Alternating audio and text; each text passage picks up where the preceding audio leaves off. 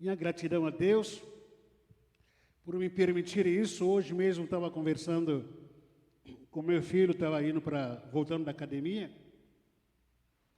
e contando para ela, a gente estava escutando uma música de uma moça que é evangélica, logicamente, e a história dela me tocou muito. A história dela, ela foi naquela programação, aquele programa, eu acho que não sei se era da Record, que fica julgando, né, julgando os cantores, quem merece, quem não merece ser investida e tal. E aí essa moça que estava escutando ela, cantando, falaram para essa moça que nunca vai ser cantora. E ela gritou, brigou, falou que me dá a oportunidade para cantar uma música só. Aí aqueles julgadores aqui falaram que aqui não, nós não queremos te ouvir. Você não tem nem noção de que é ser cantora. Aqui você não vai cantar coisa nenhuma. Aí brigaram com ela, tá? Aí ela desafiou até aquele público, aquele palco, aqueles julgadores, e ela diz: um dia vocês vão me assistir na televisão, cantando. Mas isso aconteceu, de fato. Hoje essa moça é cantora, canta belas músicas. Quando a gente estava vindo da academia, junto com meu filho, eu falei para ela: filho, tu conhece a história dessa moça? Ela falou que conhece, pai. Eu falei que então é uma história de virada. É uma história que me empolga, que me emociona. Quando você olha para um ser humano, você diz: esse aqui não tem jeito, esse aqui não passa, esse aqui não vai dar jeito. Quando a gente julga com o ser humano, a gente fala: oh, puxa vida, aquele aí, esquece, não tem futuro.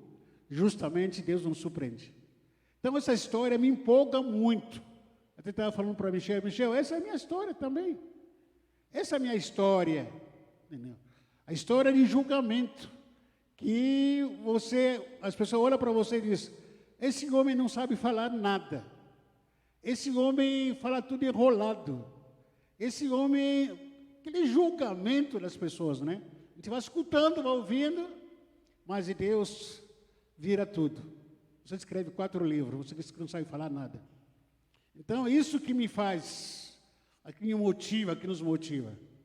E pela graça de Deus. Então, dou toda glória e honra a nosso bom Deus, e a minha esposa também, a pastora Lili, que pela companhia, dou graça para nossos filhos, nossos netos também, e também ao Ministério Peniel, na pessoa do pastor Nilton. Eu falei para ele: pastor Nilton, vou lançar meu livro agora no dia 30. Ele falou que, que legal, que bênção tal. E falou que eu vou lançar o meu no dia 7. Dia 7 de janeiro. Falei: que legal. Também quero agradecer a Deus por todos os pastores, né, e amigos. O pastor Odilon está aí, também a pastora Cris. O pastor Robson também, obrigado, pastor Robson, por ter vindo com a pastora. E pastor Odilon, muito obrigado por ter vindo aqui. Se você tiver o óculos aí, é para de perto. Se esquecer o nome de algum pastor, me ajuda aí, por favor. Agradecer a Deus pela vida do pastor Marcos, né? E também pastor Mesquita, pastor João, pastor Beto, e todos os pastores regionais do Ministério Peniel aqui, pelo apóstolo Caetano. Cadê ele, pastor Caetano? Apóstolo Caetano, muito obrigado aí por ter vindo. Que Deus abençoe a sua vida. O apóstolo que cooperou também, escreveu algum artigo que está nesse livro aqui. Muito obrigado, apóstolo Caetano. E também pelo apóstolo Francisco, conhecido entre nós, que era de São Paulo, também escreveu um artigo nesse livro. E também o pastor Ari, o meu amigo pastor Ari, também escreveu um artigo nesse capítulo. Pastor Ari, Deus abençoe vocês. Pastor Enéas, pastor Cláudio e outros pastores. E também agradeço a Deus a nossa amada Igreja Batista Peniel aqui em Vicente Carvalho, junto com os amigos, discípulos e mentoreados e toda a liderança em geral. Os nossos amigos também da célula no centro, que está aqui, está destacado aqui, ó, célula centro. Obrigado, doutor Guilherme, ter vindo. Ontem a gente estava junto, nós comemos picanha ontem, só para causar inveja da Luciana e tal. Brincadeira. Obrigado por ter vindo, todo o pessoal do centro aí também. Agradeço a todos por ter aberto mãos da sua correria e no final do ano para estar aqui mais uma vez. Desde o primeiro livro que escrevi, chamado Propósito da Minha Dor, da Sua Dor, eu decidi não escrever mais outro livro. Então, todos os livros que eu escrevo o Propósito da Minha Felicidade. E falei, não quero mais escrever. Escrevi, sobretudo, que você deve guardar, guarda o seu coração. Eu falei, não, chega, não quero mais escrever. Aí acabei escrevendo. Eu até peço perdão para os irmãos aqui, porque prometi, mas não cumpri, e peço perdão aí pelo meu pecado a todos os irmãos aqui.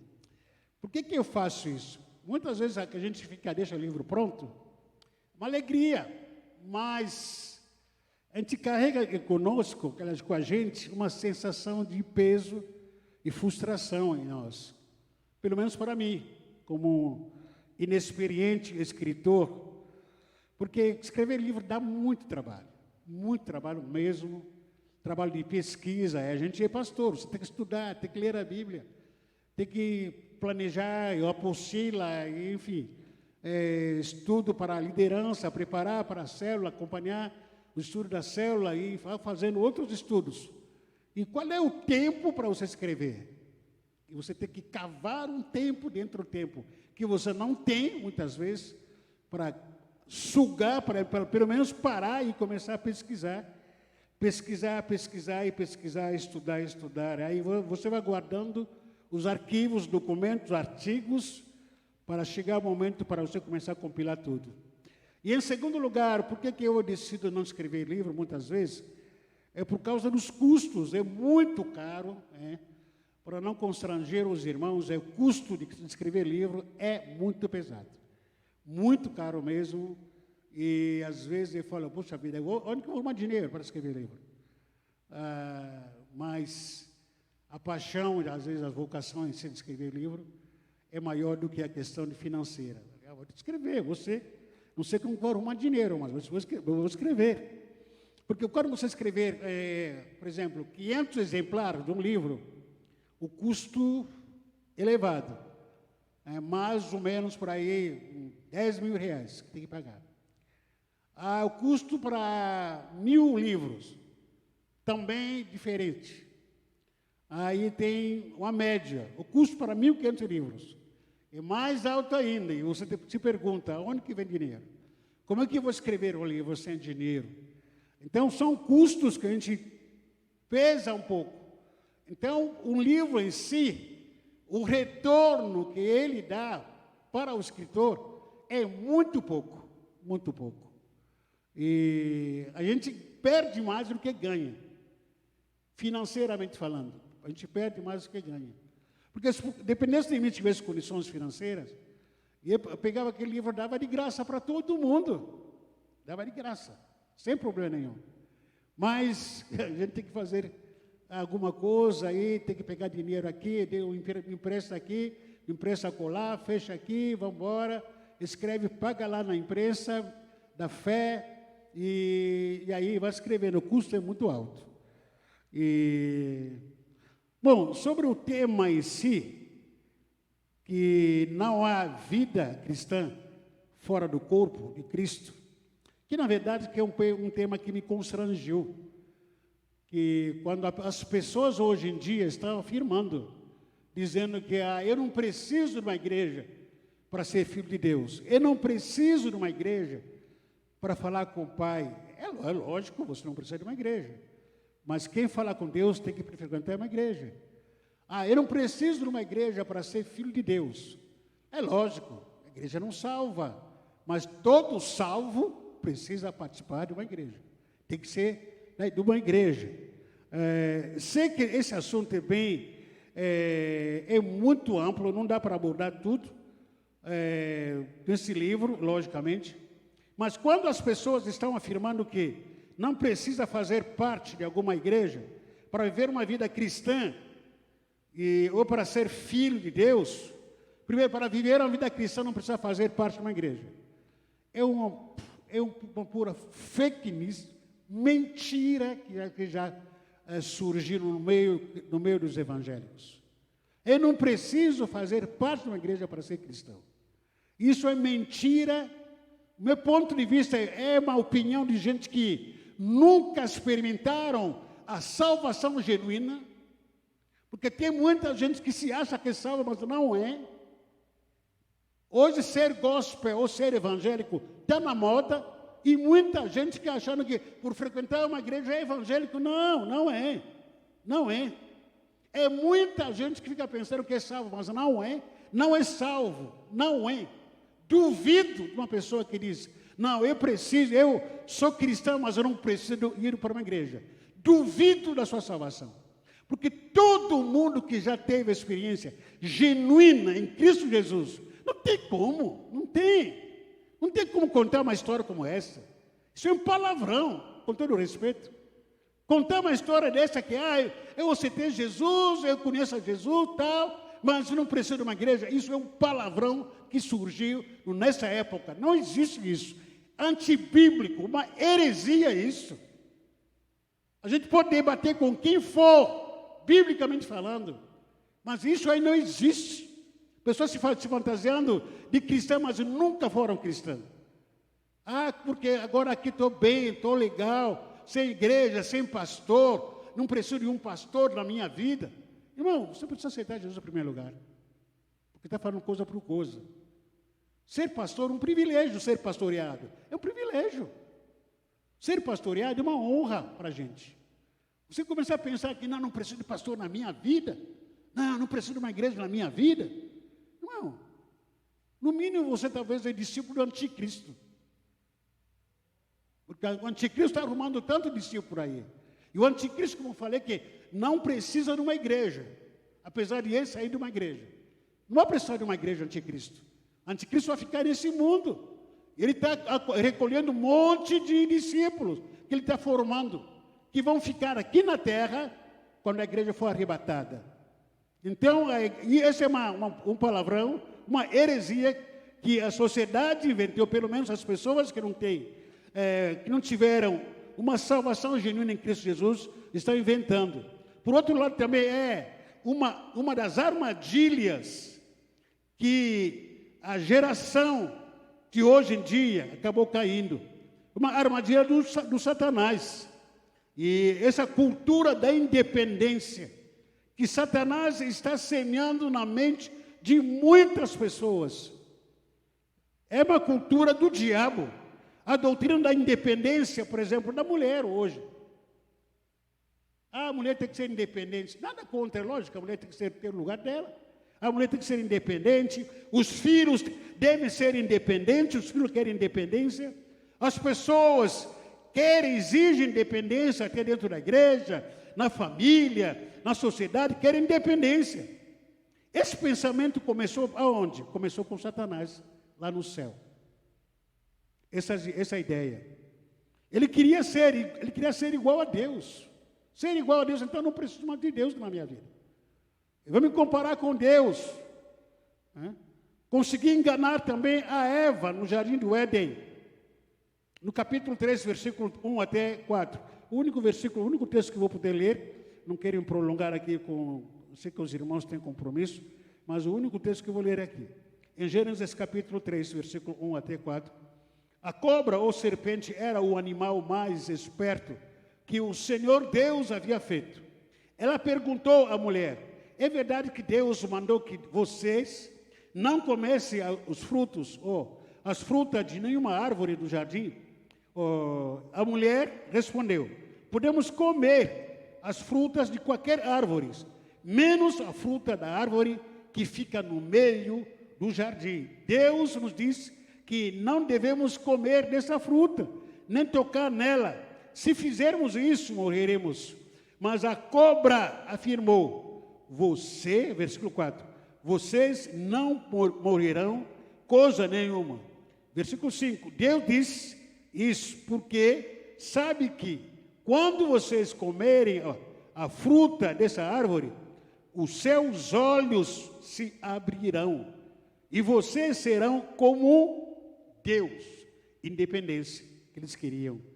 O diabo enfiou a ideia de independência nele. Então vocês não vão precisar mais de Deus, vão só ser igual a Deus. Para que vocês querem continuar dependendo de Deus. Você é um Deus, para que você vai depender dele? Então, seja independente. Vocês vão conhecer o bem e o mal. Quando uma pessoa afirma que não precisa estar na igreja para falar com Deus, é lógico, a gente fala com Deus através do Espírito Santo, em nome de Jesus, mas também a igreja é necessária. A Bíblia diz que onde tiver reunido 2 ou 3 pessoas, já é igreja. Ali o Senhor está. Eu posso ter a minha intimidade com Deus lá na minha casa, no meu quarto, a minha adoração começa lá, o meu louvor começa lá, minha cultura da vida cristã começa na minha casa, no meu lar. É lógico, eu preciso também me unir com os meus irmãos que professam a mesma fé. Tão gostoso a gente se ver aqui no domingo, no dia do culto, saudade, que a gente tem de um do outro, a gente se abraça. Isso faz parte do corpo de Cristo. Como é que essa história, não preciso estar lá, não preciso estar com os irmãos? Isso é uma mentira do diabo, um palavrão. É palavrão isso. Isso não existe. Não existe na Bíblia.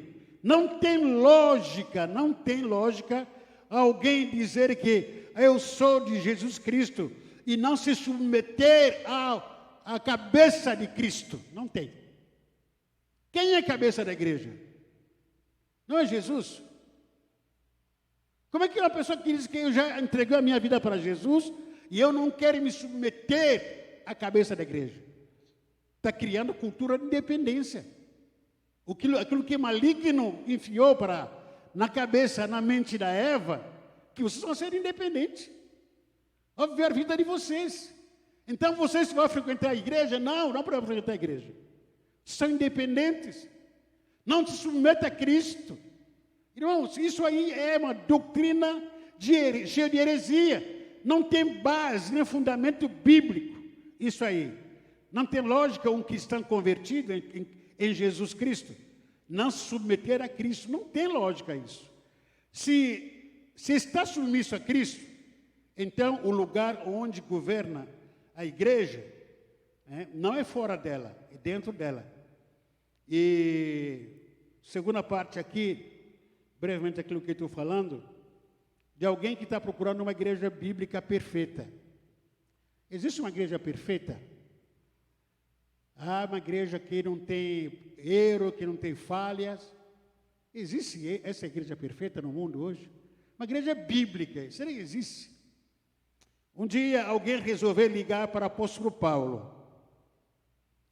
Apenas uma ilustração aqui, mas com base bíblica. Um dia alguém quis ligar para o apóstolo Paulo e perguntar, afinal, ele fundou várias igrejas, entendo do assunto e certamente indicará uma igreja perfeita para mim. Ele ligou, alô, é o apóstolo Paulo? Sim, ele. Graça e paz. Ele responde, graça e paz.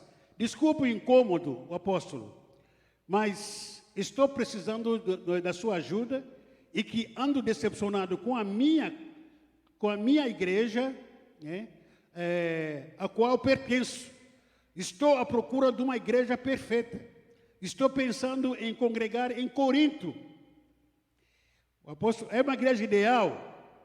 O apóstolo Paulo respondeu para ele, olha, a igreja de Corinto tem grupinhos, tem inveja, tem contendas, brigas que vão parar nos tribunais de justiça comum. E tem até alguns fornicadores lá.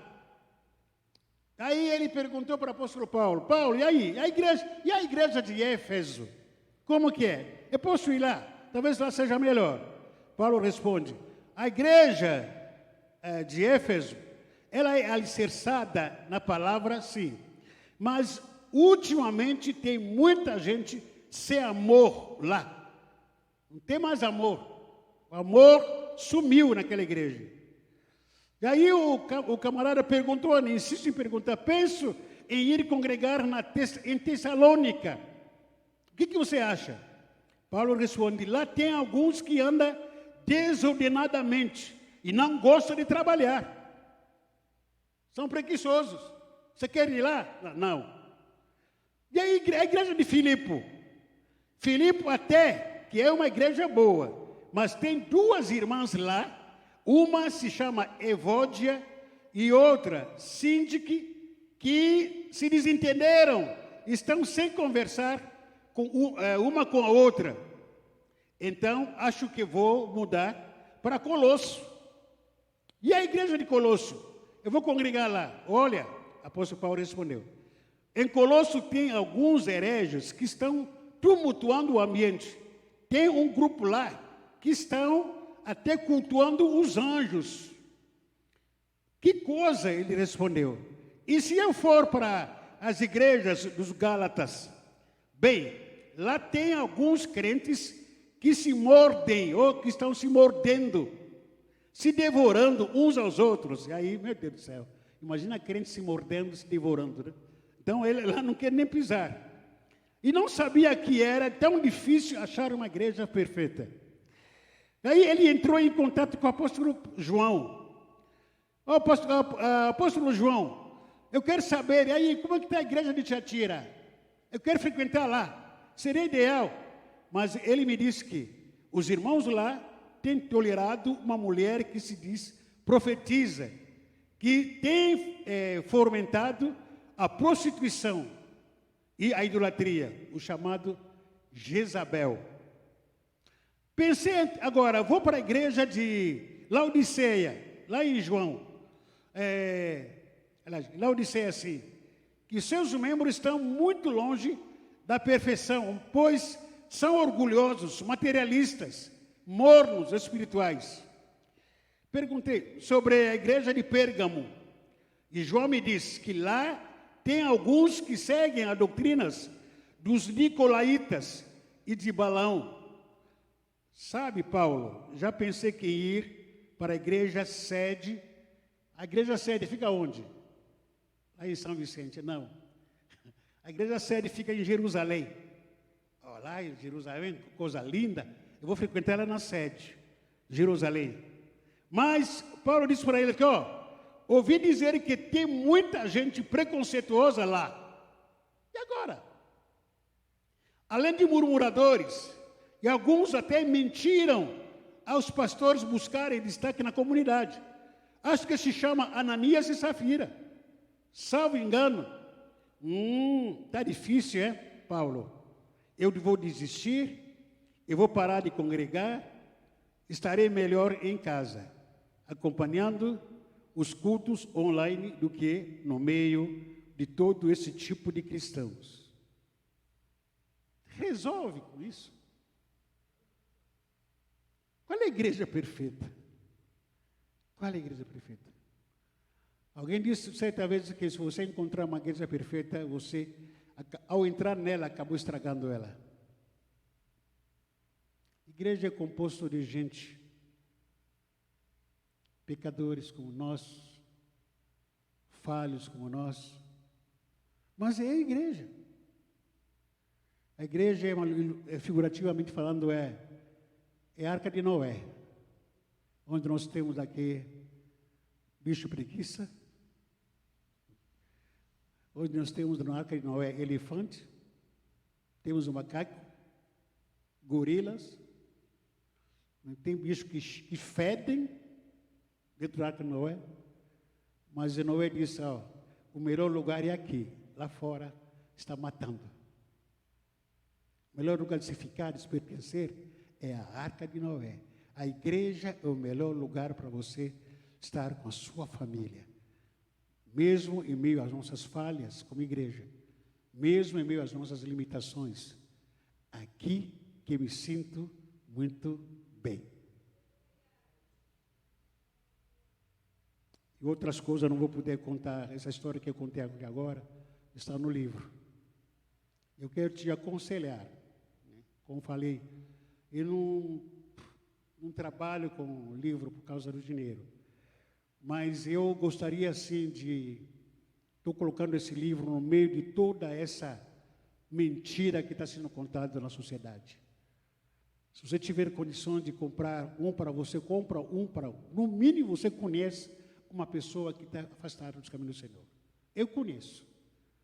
Compra esse livro para ele, entrega para ele de graça. Compra para ele, aproveita agora as festas. Eu estou trazendo um presente para você. Toma. Gostar, deixar de gostar, mas é um presente. Vou dar para você. Leia. Então, compra para você, compra também para uma pessoa conhecida sua. Com certeza vai abençoar a vida dele. Amém, irmãos?